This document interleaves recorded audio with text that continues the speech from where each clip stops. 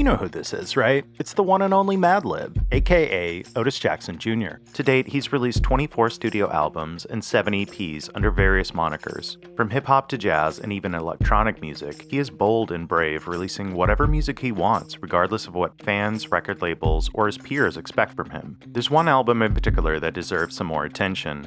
I'm not talking about Mad Villainy, Champion Sound, Shades of Blue, The Unseen, or Pinata. All of those are great albums that deserve shine, but that's not where I'm going with this. Do you know this album?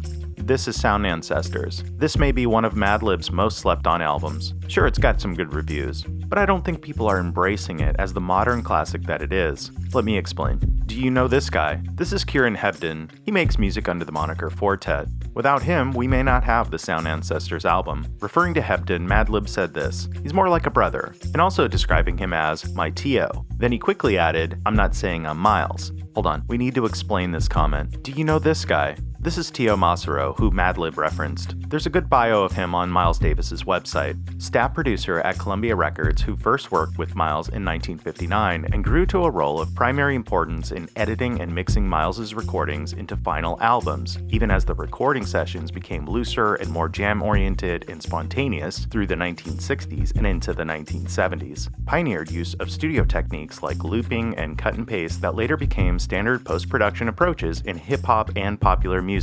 As Jazz Times said, Teo Macero was to Miles Davis as George Martin was to the Beatles. In his 50-year career, Teo Macero produced over 100 albums and worked with several artists including Miles Davis, Dave Brubeck, Thelonious Monk, and Charles Mingus. After the success of In a Silent Way, released July 30th, 1969, which marked the beginning of the electric period for Miles Davis, a recording session was booked for August 19th through 21st for his next album. Without much direction, though Davis wanted to explore electric fusion further, it would be mostly based on improvisation. After the recording sessions were finished, arrangement and editing was left to Macero. This would become Brew, released March 30th of 1970. For some context, it was the late 1960s, and recording technology and techniques were being pushed. Pet Sounds was released in 1966 by the Beach Boys. In response, the following year, the Beatles released Sgt. Pepper's Lonely Hearts Club Band.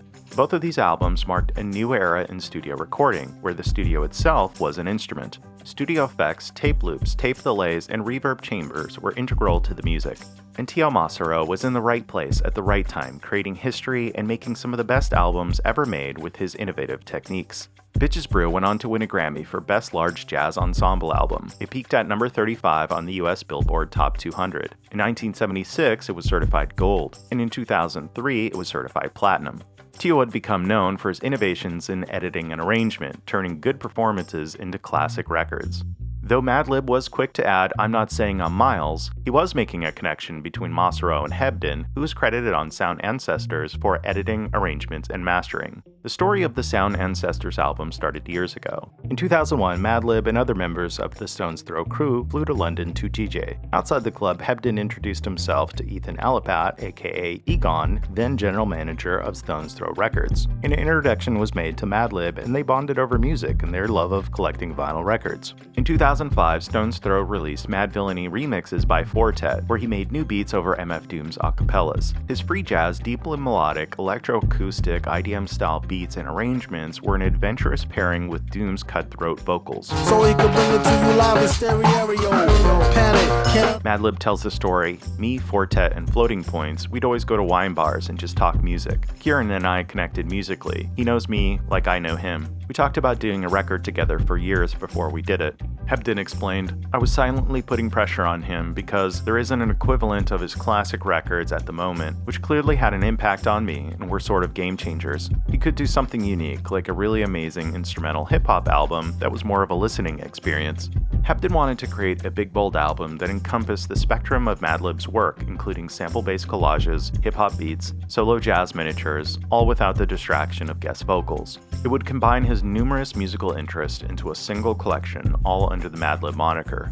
Madlib was reluctant at first. Hebden said, "One of the first conversations we had, he said something like, he wants to listen to a 4-minute version of one of my beats. This whole thing's crazy." Eventually, some material was sent to Hebden, who produced a 15-minute proof of concept. In 2019, Madlib gave his approval, and Hebden was given a large data dump between 350 and 500 files to work with. Some of the tracks that were sent over contained vocal samples. One particular track contained 2 samples from the Philly-based soul band The Ethics and caught Hebden's attention.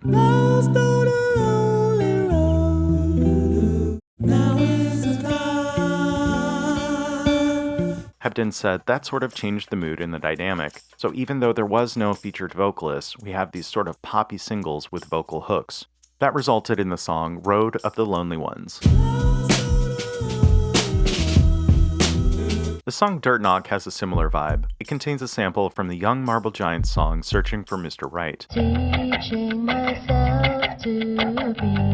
And it's combined with a drum break from Joe Farrell's song Upon This Rock. Madlib's sample selection and taste is his real superpower. Samples fit together in this organic way with tons of swing and bounce. The resulting track is a soulful head bobber that's typical of Madlib's style. One thing that jumps out when listening to Soul Ancestors is the clarity and punchiness of the mix. For example, in the song Rhythm Chant, the kick hits harder than a typical Madlib track. Here's All Caps from Mad Villainy that has a noticeably more lo-fi mix, which is more typical to Madlib's music. Compare that to Hang Out Phone Off from Sound Ancestors. Hebden elevated the music to bring the best out of Madlib's production.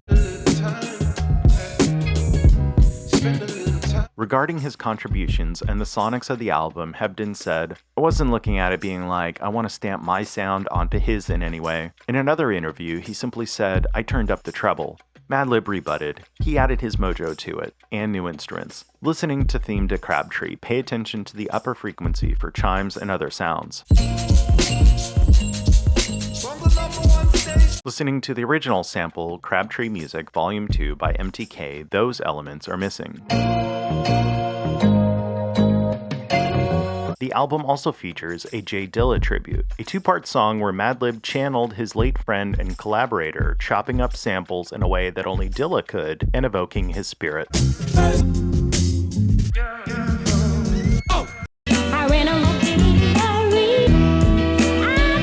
Sound Ancestors was released January 29th of 2021. I think this is one of Madlib's best albums, containing various glimpses into his eclectic taste and musical interests. And it was through the careful curation, editing, arrangement, and mixing by Kieran Hebden that we see Madlib's work and ethos in its best possible light. Spirits come into play when you do certain type of music. Sometimes I'm not even doing music. Sometimes that's just Sound Ancestors. Hey, I hope you enjoyed this video. Subscribe if you learned something. Also, buy this album and others mentioned in this video via the affiliate links in the description. That helps us make more content. Thanks for watching.